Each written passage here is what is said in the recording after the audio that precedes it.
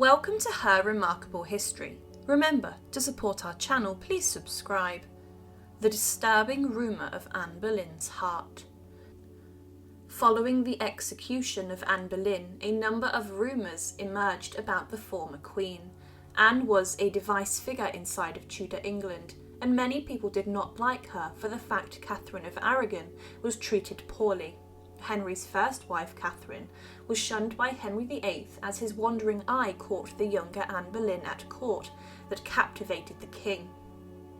The treatment of Catherine was shocking, as she was forced out of the royal apartments and Anne was moved in. An annulment came shortly after for the king's first marriage, after he split from Rome and declared himself the supreme head of the Church of England.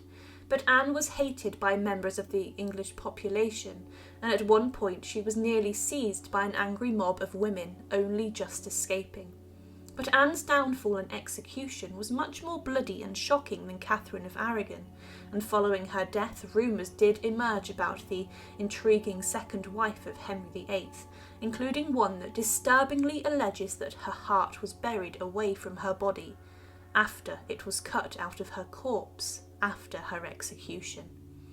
Anne, on the 19th of May 1536, was taken out of her quarters inside the Tower of London, which was her prison.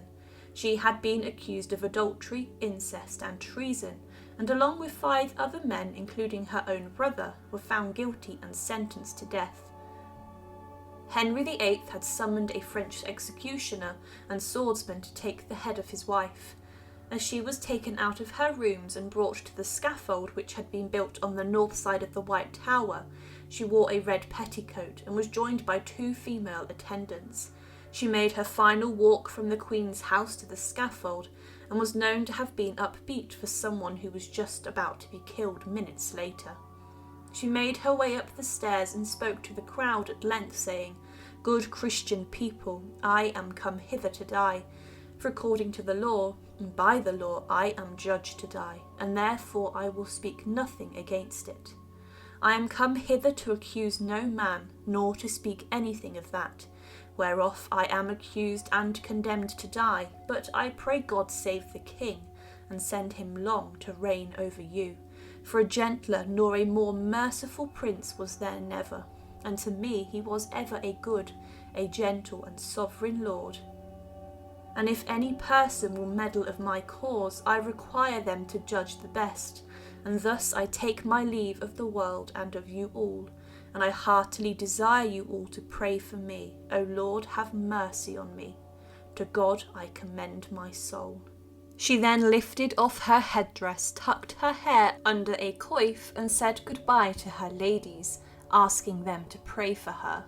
She then said a final prayer, and in one swift stroke, the swordsman took the head off the Queen of England, and Anne Boleyn's head fell into the straw which had been placed above the material on the scaffold to absorb the blood. Many claimed she would be a queen in heaven, after her supporters greatly mourned her.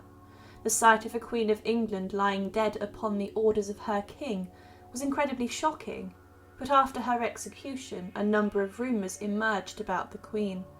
There are some which are rather slanderous. For example, the rumour states that she had a 6th finger on her right hand, but there was one which is rather disturbing that concerns the moving of her remains and parts of her internal organs after her head was taken clean off. Following the execution, stories emerged about Anne's body being taken from the Tower of London, where it was laid to rest inside the chapel of St. Peter ad Vincula, and that it was moved from the Tower to be buried in other places. She had strong links to Norfolk and Suffolk, and some people believed that her remains would be moved and taken back to the Boleyn lands to be buried. There were other stories that came out also, claiming that parts of her body, including her heart, was stolen and hidden. But one story that is linked to Anne Boleyn is about her heart and where it may have been buried after her death. It was a Tudor tradition at times to remove parts of a significant person's body and to bury them in different places. For example, Henry VIII had the heart of Jane Seymour cut from her body and then buried inside the Chapel Royal at Hampton Court Palace, below the high altar in a box. Jane's body was then interred at St George's Chapel in Windsor. with her heart remaining at Hampton Court. But Anne Boleyn's heart, it was alleged, was cut from her body, and a rumour emerged that it was buried inside St Mary's Church in Wharton in Suffolk. It was alleged that Anne had requested that her heart should be buried inside the church after her death.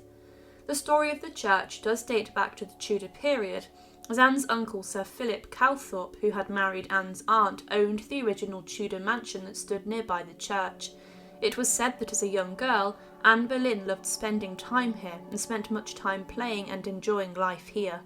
She allegedly claimed that she was the happiest when she was at this Tudor mansion as a child, and that her happiest days were spent at the Hall. This is why it's believed by some that she wanted her heart to remain here. So some believe that following her execution, Anne's heart was cut out from her body and was then taken and brought to St Mary's Church in Suffolk, where it travelled a significant distance out of the capital and was then interred inside the church.